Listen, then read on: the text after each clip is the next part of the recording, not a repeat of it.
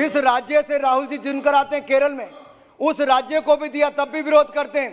लेकिन एक सवाल मैं कांग्रेस पार्टी से जरूर पूछना चाहता हूं और राहुल गांधी जी से पूछना चाहता हूं, अगर ये कोई 2 कंपनियों का नाम लेते हैं तो जिस राज्य से वो सांसद बनकर आते हैं, जिन राज्यों से आप सांसद हैं, क्या उस राज्य के कुछ संसाधन उन कंपनियों को बुलाकर दिए गए कि नहीं दिए गए? इस बात का जवाब आपको देना ही होगा। पोर्ट किसको दिया है बताइए, किसको दिया पोर्ट आपने? अब बोलती बंद क्यों हो गई आपकी? Shem Shem Shem. उनको हाथ जोड़कर निवेदन करके उनको पोर्ट दिया है, तो कांग्रेस की सरकार ने केरल में दिया है। माननीय शेम शेम शेम, हमारे दोस्त को दिया। शेम, बैठो शेम, बैठो, You can withdraw it. बैठो बैठो। Private party that if आप बैठिए, मैं अनुमति नहीं दी हूँ, प्लीज बैठिए। माननीय सभापति जी, कितनी हास्यास्पद स्थिति है। ऐसी पार्टी जो 55-60 साल सरकार चलाती रही, उसके सांसद उठकर कहते हैं जो हमने पोर्ट दिया वो आप वापस ले लो। भाई बुलाएं आप, हम दो, हमारे 2 को दो, आप वापस ले हम। क्यों भाई, क्यों, क्या कारण है? हमारी क्या जिम्मेदारी है? ये तो आपके ही 2 हैं, आपने ही पाले हैं, और आपके ही समय ये जो साइलोस बने, एक बार राहुल गांधी जी पिछली अपने पूरा रिकॉर्ड उठाकर देखना, ये साइलोस उन कंपनियों को किसने दिए? ये आपकी सरकार ने ही दिए हैं। इतना कोरा झूठ बोल देना, वो भी लोकसभा में। हम तो कब आए सत्ता में? 5 साल हुए, लेकिन सभापति जी 5 साल पहले जब हम सत्ता में आए तो देश की हालत क्या थी? India was among the fragile 5 economies of the world. दुनिया की 5 लड़खड़ाती चरमराती अर्थव्यवस्थाओं में से भारत था यूपीए के समय। लेकिन नरेंद्र मोदी जी ने ईमानदार सरकार दी, सुशासन दिया, उसके कारण दुनिया की पहली 6 अर्थव्यवस्थाओं में हिंदुस्तान को लाकर खड़ा किया, तो नरेंद्र मोदी जी ने लाकर खड़ा किया। पिछले 6 वर्षों में एक भी रुपए का कोई घोटाले का आरोप हमारी सरकार के खिलाफ नहीं लगा पाया। यह ईमानदार सरकार दी है तो नरेंद्र मोदी जी की सरकार ने दी। अभी टेबल लगा, साउंड हम में दम है, ईमानदार हैं, सीना चौड़ा करके सदन और सड़क में आपको कोरा जवाब देते हैं, क्योंकि आपके दीदी जिया जी उन बातों को सहन नहीं कर पाते। आपके नेता बेल पर हैं, जेल से बाहर हैं, क्योंकि भ्रष्टाचार किया है, और आज वो बड़ी बात करते हैं गरीबों की। किसानों की जमीन लगे जहां पर उद्योग लगने थे, आपके अपने उस परिवार के ट्रस्ट के नाम पर दे दी गई। क्या क्या बोलूं मैं, एक परिवार के खिलाफ बोलना नहीं चाहता था, लेकिन जिस तरह से आज इस सदन का अपमान किया गया है, झूठ का पुलिंदा यहां पर जिस तरह से भाषण के रूप में कहा गया, ऐसे ही लोग हैं जो देश को बांटते हैं अपनी राजनीति के लिए, आज वो किसानों का दुरुपयोग कर रहे हैं अपनी राजनीति के लिए। इसका जितना निंदा की जाए उतनी कम है। हमारे बीकानेर में जमीन लेंगे किसानों की तो। मेघवाल जी कह रहे हमारे बीकानेर में जमीन ले ली। अब मुझे नहीं पता किसने ली, जीजा जी ने ली या बहन जी ने ली। आप तो पुराने कलेक्टर रहे हैं, आप बताइए किसने ली किसने नहीं ली। रॉबर्ट वाड्रा ने। मैं इसमें नहीं जाऊंगा। रॉबर्ट वाड्रा ने ली हमारे बीकानेर में किसानों की जमीन।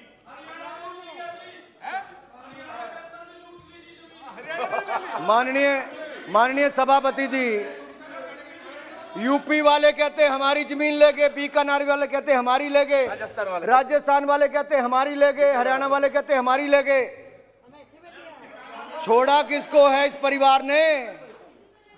किसी को तो छोड़ा होता। और ऊपर चीन से पैसा ले लिया, ऊपर चीन से और पैसा ले लिया। देखिए, आज जब राजनाथ जी यहां से चीन पर अपनी एक टिप्पणी कर रहे थे, जो बॉर्डर पर किस तरह से वहां से विरोध हो रहा था, खुशी होनी चाहिए थी कि मोदी है तो मुमकिन है। और पूरी सर्दियों के समय, ठंड के समय भी हमारे सेना के जवानों ने जितनी मुस्तैदी के साथ, वीरता के साथ देश की रक्षा सुरक्षा की है, वो देश के लिए गर्व की बात है। मैं इस मंच से देश के सैनिकों का बहुत बहुत आभार प्रकट करता हूं। और मैंने किया, हमारे साथियों ने किया, लेकिन उधर से अभी भी सैनिकों का कोई मान सम्मान नहीं करता। मैं एक बार फिर बोलता हूं, देश की सीमा पर जो देश के सैनिकों ने देश की रक्षा सुरक्षा करने का काम किया, देश की जनता के साथ साथ देश के सदन के इस लोकसभा के सदस्य उनका बहुत बहुत आभार प्रकट करते हैं। यही देश को दिखाना था कि एक एक व्यक्ति भी वहां से देश के सैनिकों का सम्मान करने के लिए तैयार नहीं। ये कोई राजनीतिक नहीं है, लेकिन कुछ लोग जो नसबंदी के लिए जाने जाते थे आजकल नोटबंदी की बात करने लगे। वो हमारे दो उस जमाने में कहते थे, ये उस जमाने का नारा है, और उस कहानियों पे मैं जाऊंगा तो न जाने जो बुजुर्ग भी आज सुन रहे होंगे वो भी खड़े हो जाएंगे। मैं उस पर नहीं जाना चाहता, सदन का समय जरूरी है, लेकिन मैं 2-3 आपदा का समय था,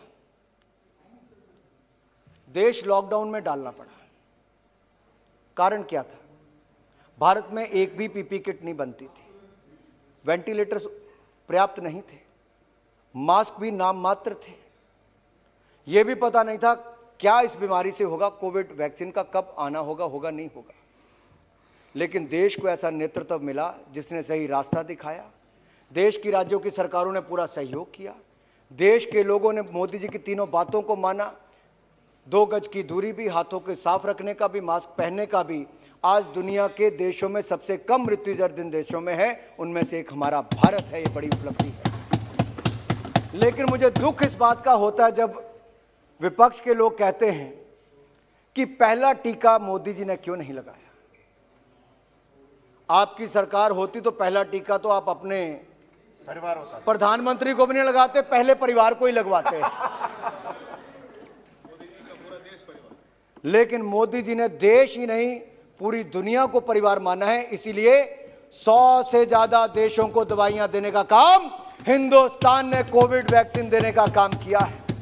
यही नहीं, जो पीपी किट एक भी भारत नहीं बना पाता था, भारत ने वो क्षमता खड़ी की। आज दुनिया भर के देशों को पीपी किट देने का काम भी भारत करता है, दवाई देने का काम भी करता है। आत्मनिर्भर भारत कैसे बने इसकी नींव हमने आपदा के समय अवसर ढूंढने का काम किया तो नरेंद्र मोदी जी की सरकार ने किया। कुछ लोगों ने कहा कि गरीब को कुछ मिला नहीं, इससे बड़ा झूठ क्या हो सकता है?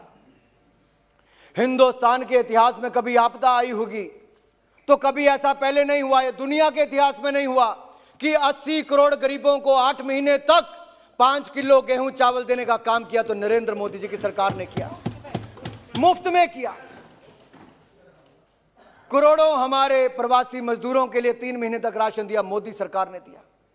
20 करोड़ से ज्यादा हमारी बहनों के खाते में 3 महीने तक 31,000 करोड़ रुपया सीधा खाते में डीबीटी ट्रांसफर किया तो मोदी सरकार ने किया। 3 करोड़ दिव्यांग वृद्ध विधवा के खाते में 3,000 करोड़ दिया, मोदी सरकार ने दिया। ईपीएफओ दिया, जिनकी नौकरी ना जाए। आप कहते हैं नौकरी बचाने के लिए क्या किया? 12% employer share, 12% employee share. Narendra Modi ji की सरकार ने 24%, 6,500 करोड़ के लगभग का प्रावधान लोगों के खाते में डालने के लिए किया है।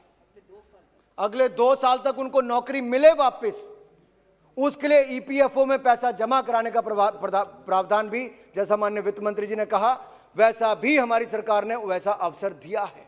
यही नहीं, आपने बड़े आसानी से कह दिया कि यह देश मैन्युफैक्चरिंग हब नहीं बन सकता। सुधीर जी, आपने कहा कि यह देश मैन्युफैक्चरिंग हब नहीं बन सकता।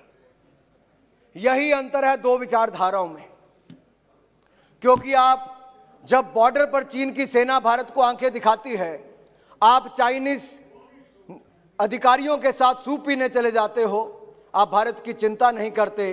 लेकिन हम आपदा के समय भी भारत को आत्मनिर्भर भारत बनाने का अवसर नहीं खोना चाहते, आपदा में भी अवसर ढूंढते हैं। India should have the world's largest skilled workforce, India should be the economic power house, India should be the manufacturing power house. ये हमारी सोच है। लेकिन क्या इस सोच में हमारा कोई मतभेद हो सकता है देश को आगे बढ़ाने के लिए? विपक्षी दल के प्रमुख नेता कह के चले जाएं हिंदुस्तान की क्षमता नहीं, तो किसकी क्षमता है? अरे दुनिया हमारी ओर देखती है। आईएमएफ ने कहा कि अगले साल, अगले वित्तीय वर्ष में अगर दुनिया की कोई अर्थव्यवस्था 11.5% से बढ़ेगी तो हमारा हिंदुस्तान, भारत बढ़ेगा मेरे भाई और बहन।